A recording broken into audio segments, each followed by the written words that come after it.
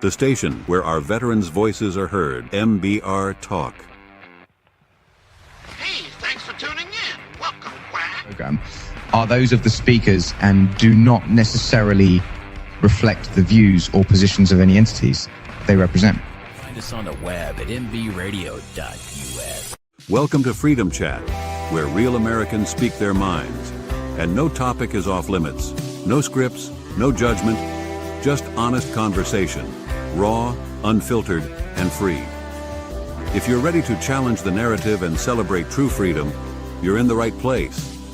This is Freedom Chat.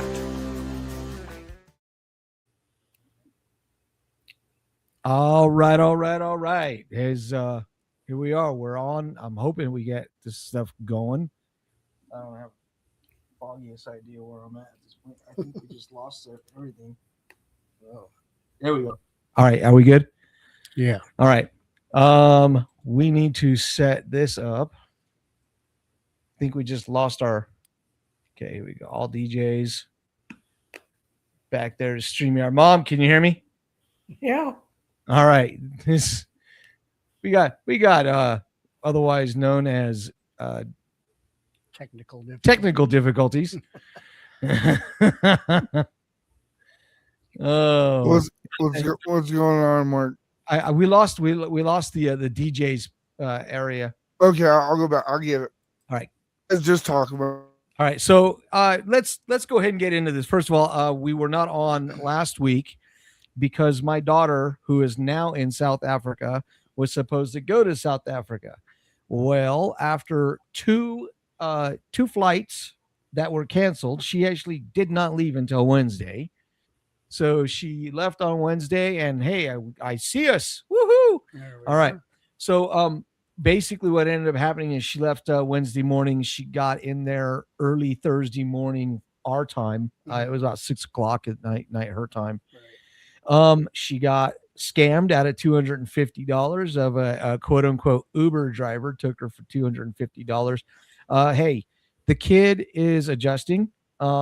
She seems to be, now she seems to be excited. She's had a chance to settle down and you know, the hard work comes probably within the next week when they actually put her in class. Right. So that's why we weren't on last week. We are on this week, and you know what? We've got a lot to cover. And Mom, I wanted to talk about ICE. I want to make sure that people know that they do have rights, and that the rights are. And I don't know if we can get this up close enough. Maybe Dennis can help me get this up close enough. I'm holding a book. The book is, Dennis, what's this book called?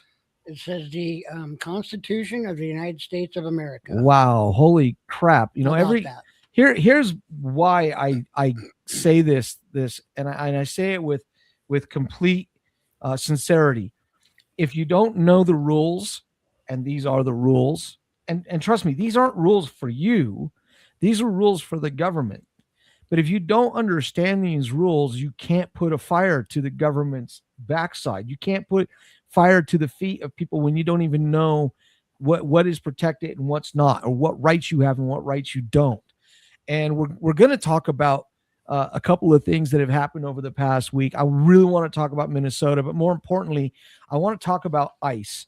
I had a debate with a guy at work who said ICE isn't even the police. Well, here's a news flash. You can even Google, as bad of a search engine as Google is. I actually recommend DuckDuckGo because it's unbiased. It will even tell you that, yes, ICE is law enforcement. They are the same type of law enforcement as the FBI, Secret Service, police force. They have a different jurisdiction, which means that they have a different set of authorities. So when people say, well, they're not even the police, you don't know what you're talking about.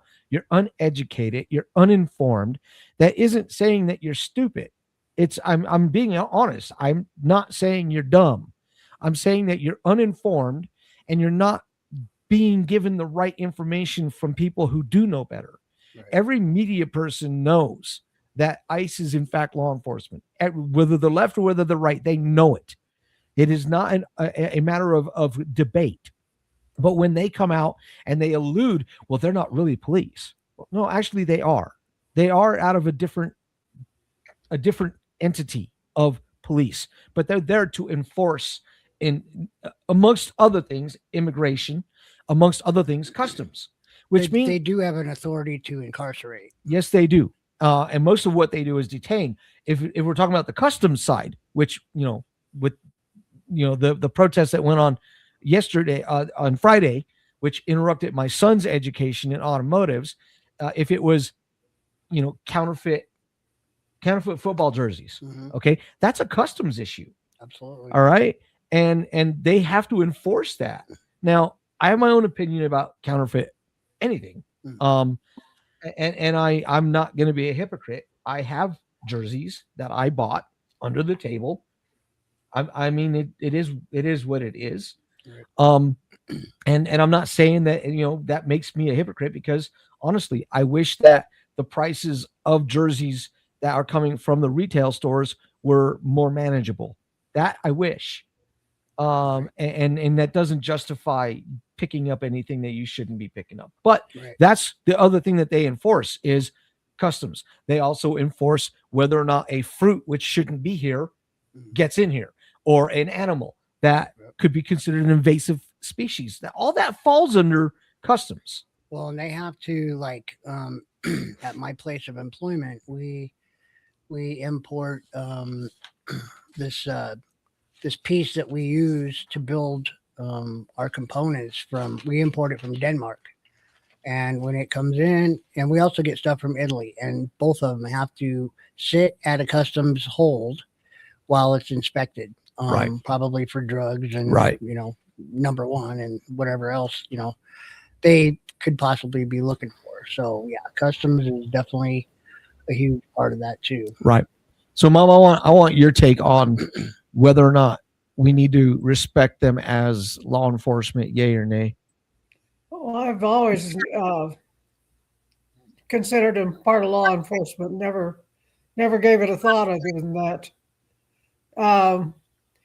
Way back when we went to Disneyland and we crossed into California, we had to go through some sort of a customs, and they wouldn't let us take in fruit from that we already had in our vehicle. Do you remember? You wouldn't remember.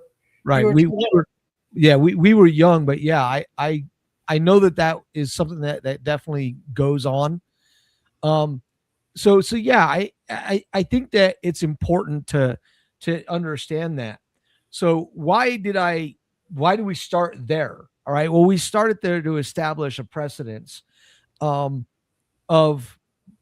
what is going on and what isn't going on. And I kind of want to take this one. Does law enforcement need better training? I believe, having been a part of a military style law enforcement with the one of the reserve units there should be constant training. There should be constant rising. If the standard is high, then you need to maintain a high standard. That's just that shouldn't be anything that is hard to understand, right? That said, let me tell you all something about the anti-ICE movement. They're well trained. They're well organized. A good friend of mine, a guy named Hal Van Herky, who, oh, by the way, is specialized in intelligence gathering. So he knows what he's doing and he knows what he's talking about. This is what he posted on Facebook. This is his words, not mine. There is mounting evidence to prove that what's been going on in Minneapolis is not organic, but a well-orchestrated international effort to destabilize the current administration at best and our country at worst. Okay, taking your personal feelings about the president and his administration aside, no foreign entity in any way, shape, or form should be going into any other nation and interfering with their government. And that includes ours. The CIA has been infamous in nation building, and it's disgusting. Let nations be what they are. Let nations do what they do, right? This is what they found out. Through U.S. Special Forces, people who knew about counterinsurgency in Iraq and Afghanistan, they are seeing through everybody knows about Signal. That's that app that got, the Secretary of War in trouble. Yeah. They have infiltrated an encrypted network that is completely dedicated to anti-ICE operations. Starts in Minneapolis. I guarantee you it's in Portland, and I guarantee you it's in LA, and I guarantee you it's here in Denver, Colorado. I guarantee it. I can't tell you for a fact because I'm not ever going to get on those damn sites. But I will tell you that it would not surprise me at all. All you need to do to know that is look at how quickly Denver Public Schools, Aurora Public Schools, with Pickens Tech tagging along, organized to do an anti-ICE walkout for students who should be learning their ABCs, 1, 2, 3s, and real civics instead of this garbage. Right. That's not what they did. Yep. The operational structure follows networks that use military intelligence methodology called SALUTE. SALUTE is size, activity, location, unit, time, and equipment. What they're tracking is agents, their cars, their license plate numbers, the number of members in each vehicle, where they're at, and what their estimated time of arrival to where they're going. These groups have been capped at 1,000 members, and they're organized by geographical zones within each city. So, for example, we're in Denver. Okay, this group would have Denver cordoned off to a specific, like this is 25 in Evans. We'll just call it that, right? They would have this all the way to Hamden in Colorado. And that would be a geographic, basically fence line, so to speak. Right. They have specialized roles. These are military. Mobile chasers, plate checkers, dispatchers, constitutional observers. Imagine that. Each requiring specific training and shift rotations. Remember what I just mentioned about the law enforcement needing greater training? Hey, newsflash. These people are training. They are not messing around. They want to destabilize everything that they can destabilize. Right. Okay? So, and I'm not going to get into immigration policy because I'm going to tell you right now, President Clinton is the one who signed the current immigration laws, which are very strict, into law. And he was a Democrat. Correct. So for those of you who says, oh, we need to be better, then you know what? Bark at your damn congressman, bark at your damn senators, because that's who is responsible for this. Oh, by the way, it was Obama who stood in front of a camera years ago and said, if you come across this country illegally, you're going to get bounced right back. And we're not going to be nice about it, and we're going to separate families. So for those people who are overly critical of the current administration, quit being a hypocrite. Look yourself in the mirror and understand that this is not new. I think didn't Obama bounce about 3 million? Yeah, he was otherwise known as the deporter in chief. Yeah. Hey, Mom, did you know that he was the deporter in chief? Yeah, I did. Did you know that? Did you know that Eisenhower also had a huge sweep after World War II to take immigrants out? Yep, I knew that. And how about Hoover? He did that with people of Mexican descent. Yeah, it is pretty amazing that we have to deal with hypocrisy on top of everything else. All right. Institutional component. They have a level of institutional sophistication. These anti-ICE organizations, hey, I'm going to put it out to you right now. They aren't our friends. They aren't fighting for freedom. I'm telling you right now, they're not fighting for freedom. And look, I have this as a Word document. So if you want, I can email it and put it out there so that people can actually read the entire document. This is about 5 pages long, folks. It's important because you got to understand that what is being said isn't exactly all that's happening, right? So with that, it is time to go to our first break. And everybody knows what my first break is. Those are cool tats, man. Oh, for real. Thank you, bro. You see the Cobra? And what is this one? Oh, this? Uh-huh. That's my credo. No regrets. Mm-hmm. You have no regrets? Dad? Nope. Like not even a single letter? No way. Not me. Well, I love him. I think he's great. Okay. I think he's a real winner, Casey. If I were you, I wouldn't use protection. Oh my goodness. Oh, you know what? There's something wrong with me. It really is. Something wrong with us. So I'm gonna try and put my mom back up here because we're gonna move into our good friend Don Lemon. Hey Joel, why can't I get my mom up there? I don't know. You had me for a minute and then you lose me again. Thank you, Joel. All right, so for those of you who aren't paying attention, Don Lemon actually got arrested. He got arrested by agents in Los Angeles. Take that for what it's worth. We're gonna get into that. He was indicted not by a judge. In fact, the judge that when his original warrant was handed to a judge, the judge handed it back to them and said, if you make this a grand jury indictment, then I'll follow it. Which is saying I'm gonna keep my hands clean. Right. Mom, that is how it works, right? The judge basically could have signed off on it, but made the decision to keep it fairly neutral on their point, which is good. I just heard part of that on the news. I didn't pay a lot of attention to it at the time. Yeah, so Just was happy to see that he got indicted. yeah, I am very glad that he got indicted. I think any one of them should have been indicted.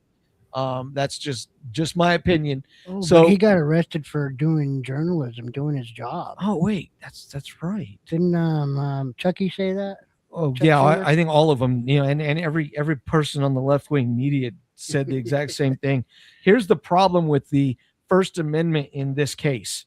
We are podcasters, so we, without actually having credentials, this even goes for Joel, are members of the media. So if we wanted to take our phones out and take little mobile microphones, we could go to some of these protests that we see on the street and we could infiltrate ourselves. I would never do that because I don't feel the need to do that, but other people do that. Mm-hmm. When you go out in a public setting, i.e. a protest like that, yeah, your First Amendment rights are protected. That is the law, and that is the Constitution. However, you don't get to go into a church and deny the people in the church their First Amendment right, which is the right to freedom of religion and to gather peacefully and worship, Yep. right? Yep. And look, I'm gonna be very honest with you. As much as I don't agree with the people of the Islamic faith, I don't agree with their religion, it doesn't mean that I believe that their religion should be impeded against. I have other issues, and those are things that can and will be discussed. That said, we don't go into mosques. A group of DJs actually went outside of a mosque in Denver, Colorado, and got into a whole bunch of trouble because of what they did. They went out and played the national anthem. You remember that with Mahmoud Abdul Rauf, right? Yep. Well, they were in fact impeding and denying the people inside that mosque of the right to a peaceful congregation. Right. Okay, well, this is no different. What happened in that church in Minneapolis, that was planned, it was orchestrated, which is why I brought up the anti-ICE protesters, Right. because it's organized and it's orchestrated, and you don't have to like it, but you better understand it. Well, Don Lemon even posted the before events before they went into the church. He posted that. Oh, He was out in absolutely. the parking lot saying, "I can't tell you what exactly is going to happen." blah, blah, Absolutely. blah. But then, yeah. So there's plenty of proof right there. Yeah, and I think that's important to understand, as I can no longer get my mom on. Mark, you keep playing with it there. I can't put my mom on. There you So, go. Mom, I don't know. Man, but you're not. I don't know how much you were watching or listening to that, but when you hear people like Don Lemon and people in the media that are all of a sudden standing behind Don Lemon, where do you stand on that when it comes to, freedom of the press is important and we need to protect it. However, do you believe that what Don Lemon was doing that day falls into that category? Had they walked into the church and sat down and conducted themselves in a peaceful manner with the pastor giving his sermon, etc., and not impeded the other people in their worship and scared the crap out of the little kids that were in there, then he would have been right. It would have been, he would have been in his right as a journalist to go in. Instead, he confronted the preacher. He scared the kids. Right, yeah, right. And not only that, but they actually wouldn't let people leave. I mean, there is a laundry list of laws that were broken that day. They were standing between parents and children. Oh, yeah. And look, I don't care. To me, took it out of the realm of peaceful to harassment of another belief system. Yeah, and you know, having been accused of bigotry and having been accused of being a white Christian nationalist, whatever the hell that is, I can say one thing about people that are white Christian nationalists and supposedly bigots. I don't go into other people's houses of worship and impede the parents from their kids. I don't go in there shouting and screaming like you saw the videos. The videos are not doctored. I would not ever stand next to a preacher and then basically tell him, just don't shove me. Okay, you're at that, you were in that dude's face, and you're telling him to back out of your face. I never even saw him shove him. Yeah, he didn't. He's just kind of like, he didn't. And honestly, Lemon had no business being. None of them had any business being there. Right. But this goes back to where we're at. It's okay for certain groups to behave indecently, and everybody on the and you know, a guy I listen to all the time, his name is Mike Brown. He comes out and calls it the cabal. The cabal is a combination of the deep state and the mainstream media, which is run almost exclusively by leftists. Right. It's not an opinion. It is known. All you got to do is look at the voter registration of some of these organizations and you know which way they lean. But to stand there and defend, especially if you watch those videos, he wasn't conducting a journalistic interview. He was actually trying to debate the guy on First Amendment rights. Right. And religion. Well, I'm sorry, that's not an interview. That's not an interview. You want to do an interview, sit down with him like Dennis and I are sitting right now. This is how I would conduct an interview. Dennis, what is your opinion on illegal immigration? It's not right and should be enforced. Wow. What's your opinion on religion and going to church? Everybody has the freedom to worship how they feel like they need to worship. Wow. Okay. Now you guys can't see me because I am really, really slow on the uptake. Smaller. I'm gonna show an example of what you shouldn't do as an interviewer. Okay. Okay. So what do you think is going on here? Do you think that they have a right to peacefully protest, even if it's in a church? You're in my space, sir. So that was Don Lemon, right? Yep. So someone out there who wants to make a comment, explain to me how that should be justified in any way, shape, or form. But what I did to you, Mark, just now, was what the pastor did to Don Lemon. Right, which was like, give me some space. Get out of my space. Right. That's all he did. Matthew Lucy, I hope I pronounced your name right. I'm going to go ahead and show what he posted. He said, absolutely.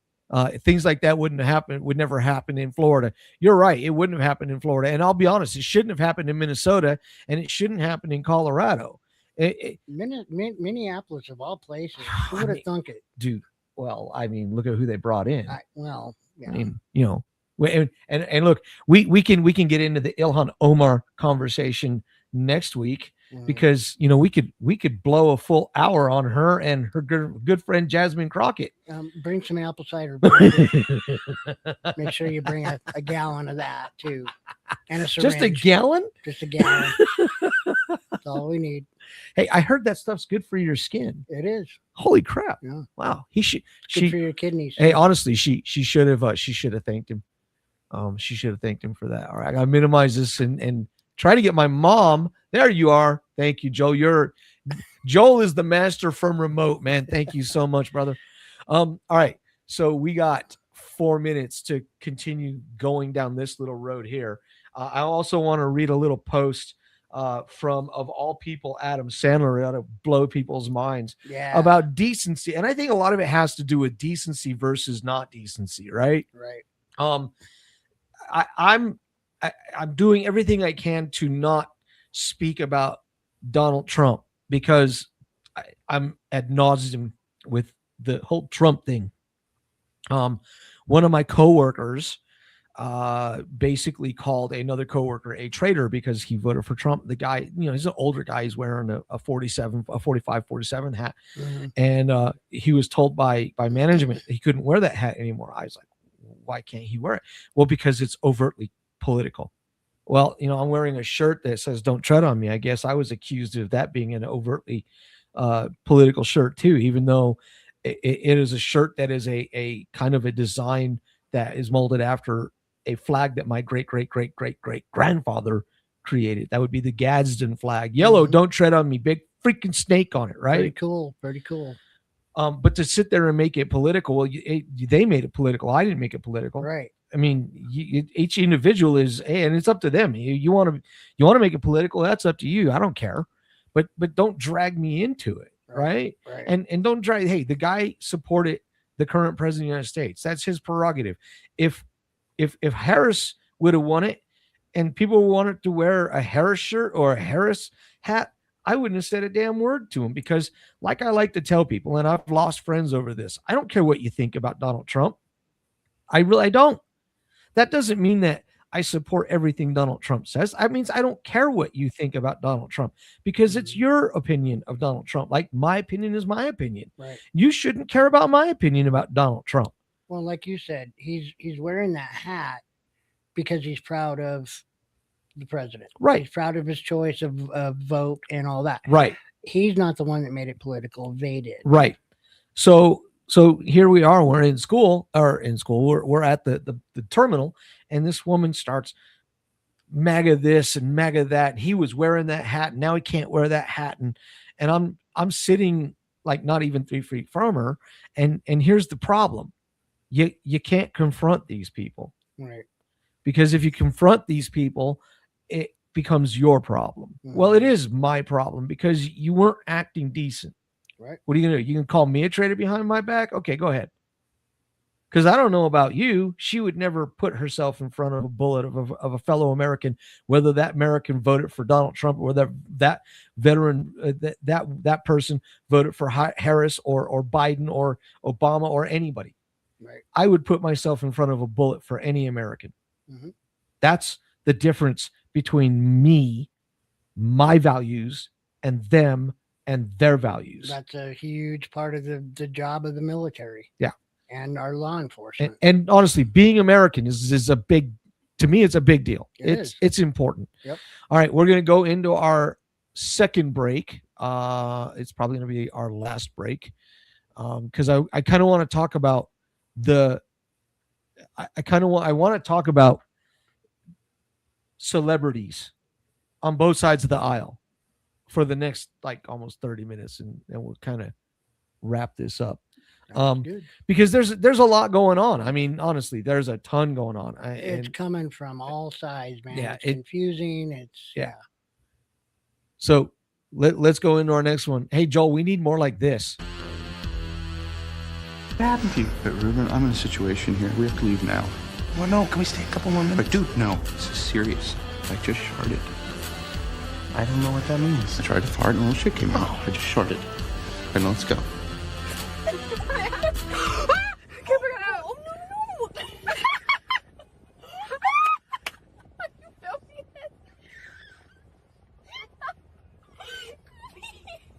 There's a car behind us.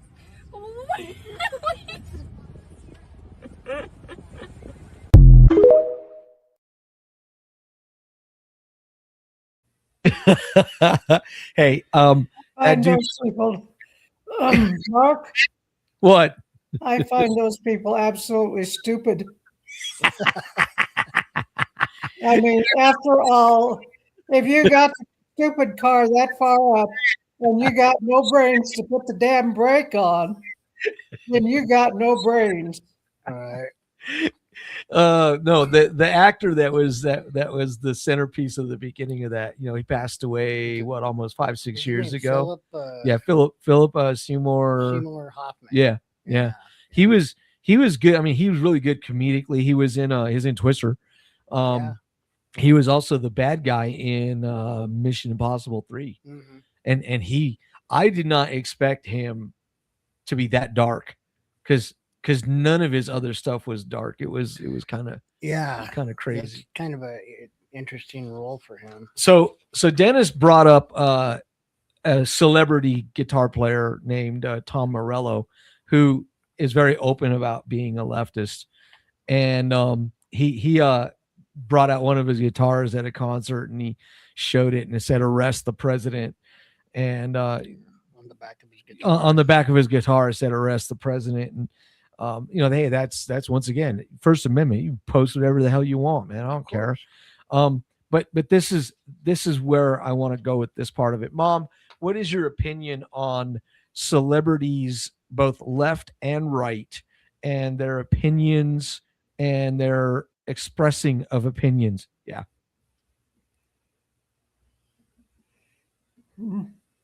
My personal opinion of most celebrities is most of them don't know what they're talking about to start with. And most of them have way too much money for what little crap that they do that's worth anything. Right. And there's a few that I still like, but most of them, I wouldn't walk across the street to say hello if I even recognized them, which I wouldn't probably, because I don't give a damn about them and never did. Right. So I mean, I'm the unusual one. I don't really give a damn about most celebrities or singers or anybody else like that. They don't pay my check, as I used to tell your dad about the football players. So what do I care what they do? Right. So that said, and this goes for the right and the left, when you do get a person of quote unquote influence, I don't know, are they really influential? I guess some of them can do some pretty dumb things. Maybe to younger folks. But Adam Sandler actually came out and he was on TV and he said, are you really not seeing what's happening, or are you just pretending not to? And what he was getting at, he was doing an interview. He basically said, let me be clear. The chaos you keep talking about isn't spontaneous. It's being amplified and weaponized, used for gain. People tried to, a panelist tried to jump in. Sandler stopped the interruption. He said, look at the facts. When streets are allowed to spiral out of control, when police are restrained, when the rule of law is weakened, ask yourself one question: who benefits? And then he answered the question, which is, it's not Donald Trump. The president of the United States does not benefit from chaos in the streets. Right. But here's the thing. Nobody who is a decent law-following, law-abiding citizen benefits from chaos in the streets. Did Joe Biden benefit during the Summer of Love? Yeah. Yeah, I'm pretty sure. Yeah.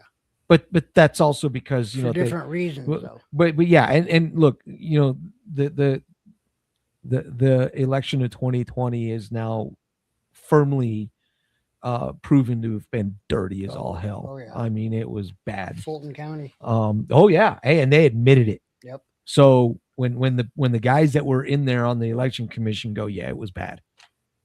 Well, I don't know what's your idea of bad and good, right? But then that should make you wonder about Tina Peters, right? Like, well, yeah, I mean, she should be free. That's false imprisonment, right? In my opinion. Yeah. Well, I mean, look where we are. Yep. I mean, we're in Colorado. Kelly Riley, Something yeah. like that. He goes on to say, this disorder is being used to scare Americans, to convince them the country is broken beyond repair, and then conveniently to blame one man who keeps saying the same thing: law and order matters, which, oh, by the way, Donald Trump says almost every single day. Yep. Law and order has to count for something. Well, this is me echoing the president of the United States. Law and order has to count for something. Enforcing the law is not authoritarian. Securing border is not authoritarian. Protecting citizens from violence is not the end of democracy. It's the foundation of it. Hey, newsflash, he's not wrong. The real game here is convincing Americans that demanding order is dangerous while celebrating chaos is progress. So, what is he saying? What's he saying? I mean, he's saying exactly what most of us are thinking, Right. which is this has got to stop. Yeah, it does. Mom, do you agree with what Adam Sandler said in that little thing I read? Yeah, he's got it right. And the thing is that because he doesn't come right out and say, orange man bad, he's looked at as a right wing loony. Well, I mean, James Woods is conservative too, but he's not. Here's the thing: calling people right wing loony. Let me tell you who the right wing loonies are. The neo-Nazis are the right wing loonies. You know why? Because they support basically a leftist ideology On the and right. and stand on it on the right. Now, how backwards thinking is that? Right. They're just as bad. Far right is just as bad as far left. Yes. And the thing is that I firmly believe that most Americans are much more towards the middle than anybody else. Absolutely. I really believe that. Mom, would you say that most Americans are more towards the center, or are we only hearing from the ones that are, pardon my French, batshit crazy and always exposed? Because by God, on the news, it brings the ratings through the freaking roof. Mom, what do you think about that little statement? Oh, I think that the batshit crazy are the ones that get the news. And I think that the reason why that I heard that the left-wing people seem to think that they have no problem running over people who are conservative is because the people who are conservative are out there busy doing their jobs and staying busy and not causing chaos. So Right. they think that the chaos people are going to win if there's a battle, and they don't seem to realize that the people who will finally get their gut full and stand up are the conservatives, and they are the ones who will. Right. Okay, so here's one for you. Ninth Circuit rules that conservative activists can sue over false affidavits. Legal tide is turning in Portland. We haven't even touched Portland. No. Let me tell you guys something. You want to talk about a dumpster fire? Minnesota is a dumpster fire. Portland is ashed. And They- Seattle's not far behind. They stormed the federal buildings in Portland. Antifa did this over the weekend. They stormed the building. They, once again, for those of you who don't know what I'm talking about, when you prevent anybody from leaving a building, that is called wrongful imprisonment. Those jackasses that were in that church in Minneapolis were committing that act. And that act, oh, by the way, is a felony. It is not a misdemeanor. Not to be confused with the misdemeanor that is border crossing. For those of you people who want to say, oh, they're only committing a misdemeanor. Guess what? I got a ticket for running a red freaking light. I still had to pay the $75 fine because as much as it was nothing more than a traffic violation, it was in fact breaking the freaking law. So don't give me this legalese crap about illegals just committing a misdemeanor, because I have no interest in hearing it. Well, if a misdemeanor wasn't part of being something illegal, then they wouldn't call it a misdemeanor. and it wouldn't be illegal. Right. So the Ninth Circuit reversed a lower court dismissal, allowing Gibson and Schultz, I don't know, Joey Gibson and Russell Schultz, basically had their civil rights violated because they had a meritless prosecution in 2019. They were being targeted by the radical left and the Multnomah County district attorney. The Ninth Circuit basically said that what they were doing was not illegal and they were in fact following their First Amendment rights. Crazy how that works, right? Right. So there's that one. Mom, have you heard of a guy named Steve Baker? I found out about Steve Baker yesterday when I was listening to the Michael Brown show. So Steve Baker is a trumpet player. He's a jazz trumpet player. But here's what else he is. He was also a conservative journalist for Blaze News. Before he was that, he was a independent journalist. Hey, does that ring a bell? Yeah. Isn't that what Don Lemon is now calling himself? And, well, Nick Shirley too. Yeah. Well, I mean, but I mean, But yeah, Don Lemon has got a much bigger name than Nick for Shirley. this particular conversation. Don, or as Buck Sexton likes to call him, Don Lemon. Don Lemon. Don Lemon. Lemon. Hey, Mom. Don. Hey, you can't say Don Lemon anymore. You have to call him Don Lemon. Lemon. Yeah, you have to call him like French. Yeah, right. Don Lemon.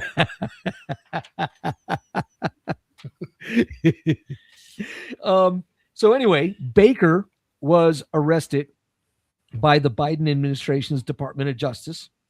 You want to know what he did? What did he do? He was at the riot that became a riot that was a peaceful protest at the beginning on January 6th, 2021. Oh. And he had a video camera and he had a microphone, like I described to you, the video camera and microphone. Right. And he followed the chaos into the building. Now, he walked into the building 6 minutes after the breach, the breach. Oh, yes. Okay. He was charged and he finally was convicted of a misdemeanor. I think that's what it was. And he spent like 30 days in jail and was fined. Wow. For a misdemeanor? Yeah, this is scary, right? Yeah, it's scary. Here's what's nuts. There was another guy who was doing the exact same thing he was doing, only he went in at the exact time that the chaos, when the breakings of the glass and when they broke in. Okay. Yeah, that guy was given an award by the New Yorker for inside the insurrection was what the video he did, because it was an anti-Trump video. Oh. And of course, the Biden administration was all about telling everybody that the greatest threat to democracy is white nationalism, fueled by MAGA. Why didn't they just give him a Kennedy Center honor and stuff too? I don't know. I mean, White people, white men particularly, are bad. I always knew that. Which is really kind of funny because I can't tell you how many hundreds of videos I've come across of black conservatives going, you know what? Y'all are just stupid. Oh, yeah. There's a bunch of them. It just slays me, man, that they are, you know, I said this at the beginning of the current administration's administration. Mm-hmm. These people still can't read a room to save their lives. Nope. They are still, I mean, Jen Psaki, I have yet to watch a single show that woman has done. Miss Circle Back. Oh, yeah, I was going to say, let's circle back to her. But I tell you this, she is as tone deaf as she ever was. Yeah. Just completely clueless. Or how about our favorite Coloradan mom, Ms. Reed? I think Ms. Reed should talk to someone about her hairdo. Joy? Yes. She, Yeah, but I'll tell you what, for being named Joy. Hey, can anybody explain to me this? Why do people that are named like Joy and Sunny, why do they seem like the most bitter human beings on the planet? Parents must have been having I'll tell you what I think. You probably don't want to hear what I think. I've come to the conclusion that all these over 40 women who are leftists and are so bitter and nasty and mean and all, lesbian and all that stuff, the problem is they don't have any kids, and they never did have any kids. And now life has gone by them, and they have nobody but their rage. Except for cats. So Mom, what you're saying is the joy that I have from having to go to my mother-in-law's house to figure out whether or not my son cleaned up the disaster that and it wasn't a disaster, by the way, the spill in the garage, that's supposed to be joyful for me. Well, it's better than a sharp stick, I guess. Or how about wait a minute. How about the switch you made me go out and get when I was a kid that you beat me half to death with? You and your brother both. Hey, so for those of you who don't understand, I don't remember what we were arguing about. Neither does my brother Dana, but we were arguing about something, and my mom got stuck on the phone line. Now, Dennis and I remember this, and Mom remembers this, but most of you people don't remember phone lines back in the day. If a phone line that called in was not hung up, then that line remained open until the phone that initiated the contact was hung up. Right. So my mom was at work. Keep in mind, I'm telling the story. This is going to be great. So my mom was trying to get me or my brother to quit arguing and hang up the phone. Well, Eric Stallsworth on the phone. Our mutual friend, well, no longer friend, Eric Stallsworth, because he went batshit crazy leftist. He picked up the phone and said they're arguing, and then hung the phone back up. No, he didn't. Dang it! He set it down. Put the phone down. So my mom is in the office yelling, "Hang up the phone!" Well, finally it got hung up. I don't know who hung up the phone. I don't remember who hung up the phone, but she was mad. All right. That doesn't cover it. And what I'm telling the story. She was mad, and when I say mad, when a mom is mad, that means that she's contemplating the end of your life. Just so you understand what mad is for moms nowadays, because see, we're not allowed to spank kids anymore. I mean, I think that's part of the problem we got is we're not allowed to spank kids anymore. But anyway, my mom cooked us trout with macaroni and cheese and some vegetable. I can't remember what the hell the vegetable was, but I do remember the trout and I do remember the macaroni and cheese. What I didn't know was that was the equivalent of your last meal before execution. Because then when we were done with that, she said, now I want you both to go out to the backyard to where there was a bush, right? And you're going to choose the switch that I'm going to whip you with. Oh, wow. Oh, well, that's why we got trout and macaroni and cheese. Yeah. Ooh. And I picked a flexible one. I think I got the worst end of the deal. My brother picked a stiffer one, and he claims that he got the worst end of the deal. All I know is that switch wrapped around and caught me in the hip as well as in the backside. So for those of you, yes, I got whipped when I was a kid. And look, I think I turned out okay. I mean, I'm pretty sure. Mom, did I turn out all right? Well, pretty much. I mean, you did whip my backside. I mean, we did. I think we deserved it. I'm not sure. You know what? I don't think we deserved it. You don't know the hell I went through at work over that, because everybody in the office heard me screaming, and they gave it back to me for months. Hey, wait a minute. Maybe I did deserve it. You deserved it. I wanted to kill you both. So what's the moral of the story here? The moral of the story is when you teach kids that there are in fact consequences to piss poor decisions, you know what happens? We quit making piss poor decisions. I mean, at least you try to make stop making piss poor decisions. And what we're seeing nowadays, unfortunately, it's yours and my generation where, hey, everybody deserves a trophy. Yeah. I mean, we've had this conversation more times than not. The problem with our society right now, the problem with American society right now is there is no consequence for bad behavior. Right. None. Because if there were, these people wouldn't be making these bad decisions. If there were real consequences, I cannot stress it enough. The reason that my daughter is in South Africa right now studying at the University of Cape Town is because mom and dad taught her value. We taught her hard work. We taught her that you make good decisions and good things happen. My son got the same lessons. My son, because he's autistic, has got other elements to his life, but he also has the values of hard work. And anybody who sees them sees that these are kids who were raised with values. Right. When you don't raise people with values, they become like some of my coworkers Mhm. who, will sit there and talk smack behind their fellow coworkers' backs because, apparently that seems to be okay. It seems to be okay to call someone a traitor at the workplace. I'll tell you right now, it's not okay. If you ask me, it's pretty damn horrible to talk smack behind someone's back. Right. When the work, and look, we're bus drivers. We drive school buses. We need to rely on each other all the time, and we do rely on each other all the time. Mhm. I mean, I do pre-trip for coworkers. I make sure when I check their buses that their buses are going to be safe so that they can go out and run that route. Right. Right. If you don't trust me, you don't want me touching your bus. And this person, I won't give the name out, but this person, I wouldn't trust this person to pre-trip my bus.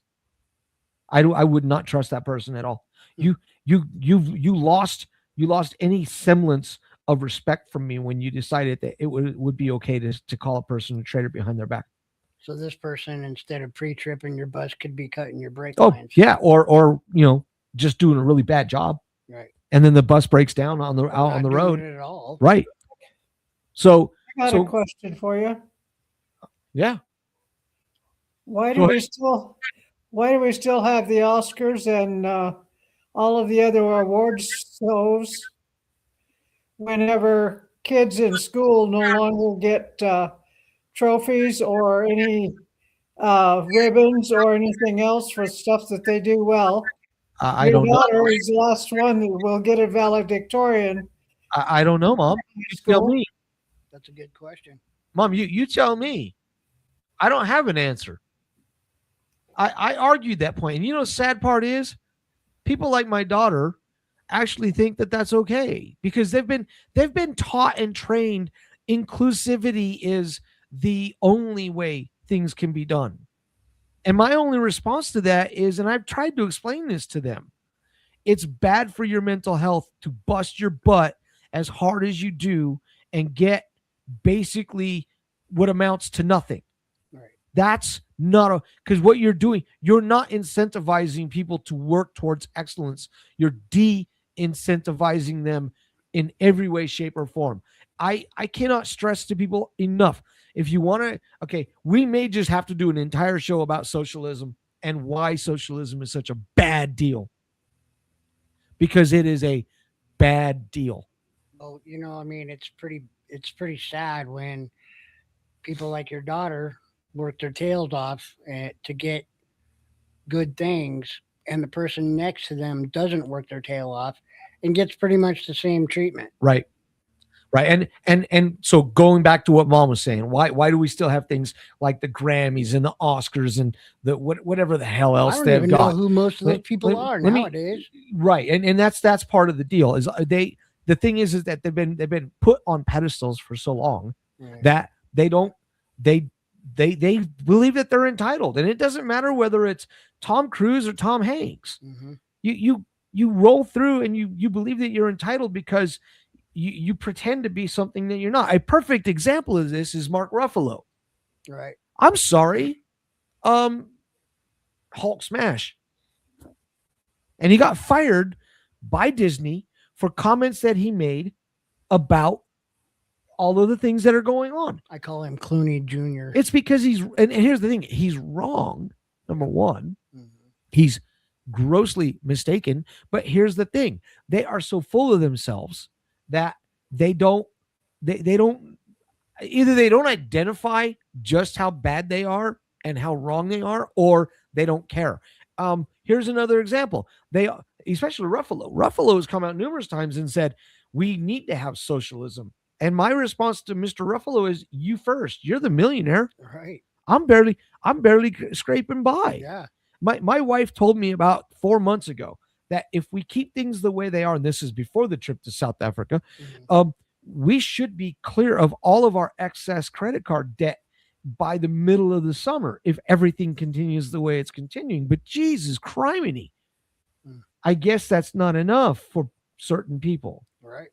Never mind the fact that at no time in history has the concept of socialism worked in any way, shape, or form, and that includes socialized healthcare programs.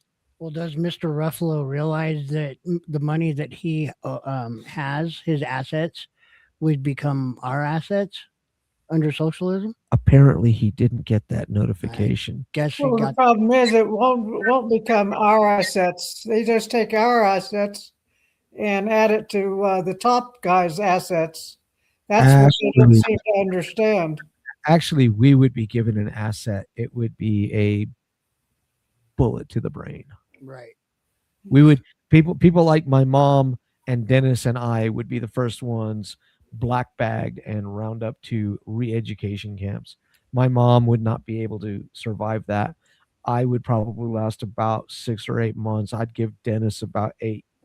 Man, maybe. I don't know about that. I actually would last maybe 3 or 4 days because I would be so disruptive that they would just shoot me. Oh, I'm sure. Yeah. And look, we're not trying to scare people, but we are trying to make sure people understand that, yes, in fact, the reality of socialism, whether you want to believe it or whether you don't, is that it brings 2 things to the table, and only 2 things to the table: suffering and death, period.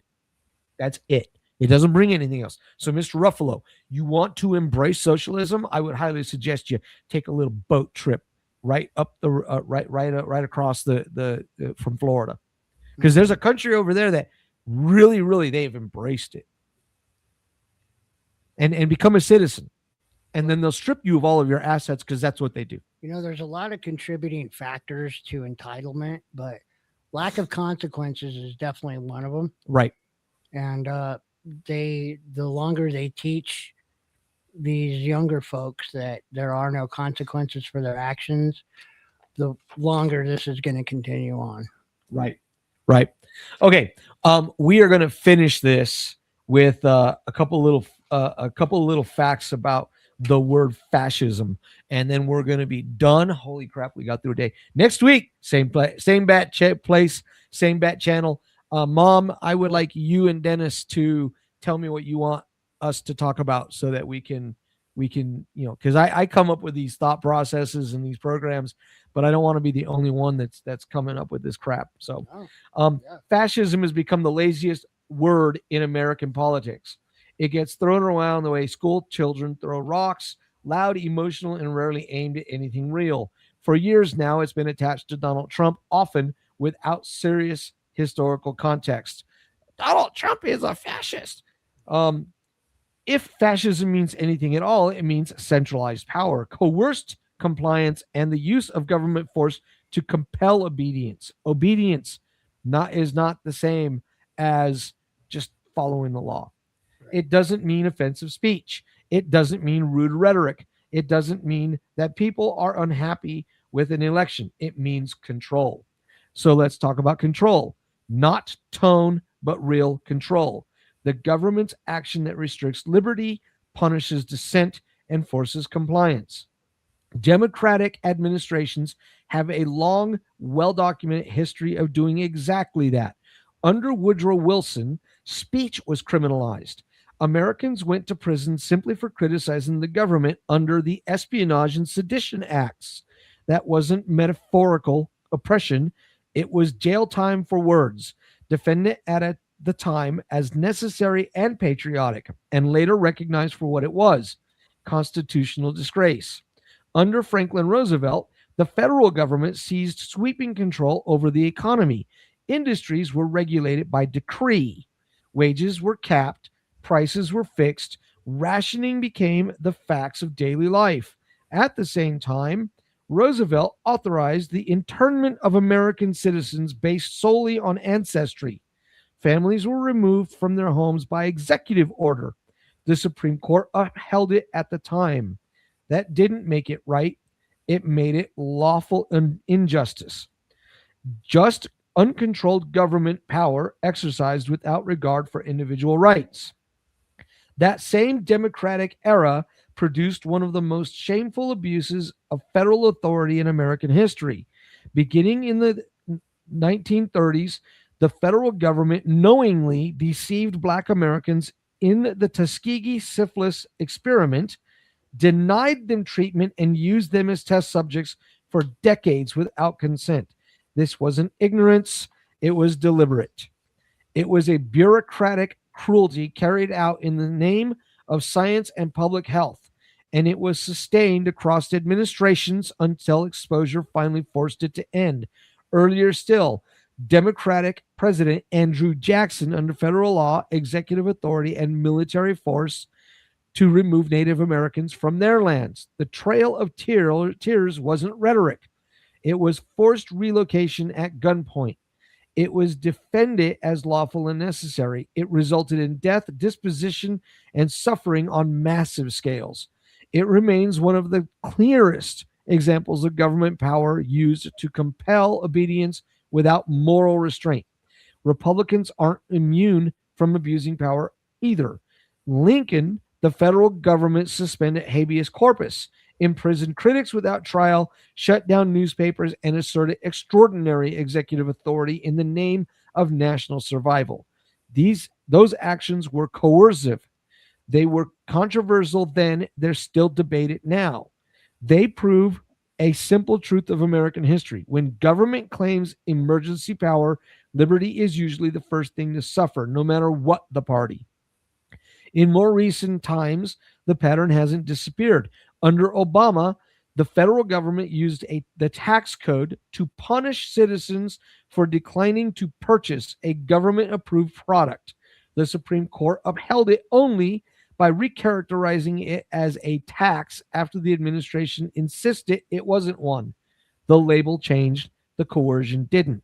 Under Joe Biden, the federal government tried to condition continued employment on compliance with a medical directive affecting tens of millions of private sector workers. The Supreme Court stopped it because it exceeded constitutional limits. At the state level, Democratic governors shut down businesses by decree. They also restrict church attendance, imposed curfews, and regulated daily movement. They did it without legislative approval and in open tension with the constitutional guarantees. Courts later struck that down. By then, the damage and the livelihoods had been done. This is what control looks like. Federal power has been abused before, repeatedly, sometimes brutally. American history isn't short on examples of government action that crushed liberty, punished dissent, and compelled obedience by force. Measured against those episodes, the alleged abuses of the present simply don't compare in scale, scope, or consequence. Nothing happening today remotely resembles mass imprisonment for speech, the forced relocation of entire populations, or internment of citizens based on ancestry, the deliberate denial of medical treatment by government design, or the open suspension of fundamental legal protections. Those were real exercises of coercive power. They were enforced by law, backed by force, and justified at the time as necessary. Today, institutions of constitutional government still function. The Congress still legislates, courts still operate, elections still happen. Power still changes hands through lawful processes, however noisy and contentious that process may be. Calling the present moment a fascism doesn't require courage. It requires historical amnesia. Fascism isn't defined by tone. It's defined by force. Words are easy, but power tells the truth. When Americans look honestly at which political party has most often used the machinery of government to compel obedience, censorship, speech, and enforce ideological conformity and punish dissent, the charges of fascism don't just fall apart. It reveals exactly who's been practicing it. So, for those of people who hate our president, you can keep hating our president, but for the love of God, quit calling him a fascist and quit calling us fascist, because once again, I just don't think it passes the smell test. And with that note, thank you very much for that, Mom. Well, All right, guys. Thank you for watching. If you watched, we would love to see you guys come on. Next time, I'll make sure that I have the banner so that y'all can call in if you want to call in. For those of you, the one person who made a comment, I appreciate you making the comment. We want participation. We were accused of not doing so, and that is furthest from the truth. We want people to come in and be a part of this. By all means. So with that said, this is the end of the show. Mom, you got any parting shots? Just whenever you see the flag, say, thank God we have that flag flying. Amen. Yeah. Amen. Hey, and for those of you guys, for those of you guys who don't know, I am a collector of flags. There's an actual terminology for that. I didn't even know. And I still don't know what the hell it's called. It's one of those big words that I can't say. Oh. Because, you know, Mom, I apparently can't speak big words. Yes, well, neither can I. But if you want to check out my flags, go to Mark Stallings and friend request me or follow me. If you want to add people to the I believe 12th annual or 13th annual Fort Logan Honor Tour, please go on to National Honor Tour, the Facebook page, and put a name in. If they're not buried at Fort Logan, I do a roll call Sunday evening, Memorial Day weekend. If they are buried at Fort Logan, they get a live bugler standing in front of their headstone performing taps and rendering a salute. Pretty darn cool. Thank you. So I will be putting a little bit more out about that next week. We are taking names officially. I posted that today. Yeah. Excellent.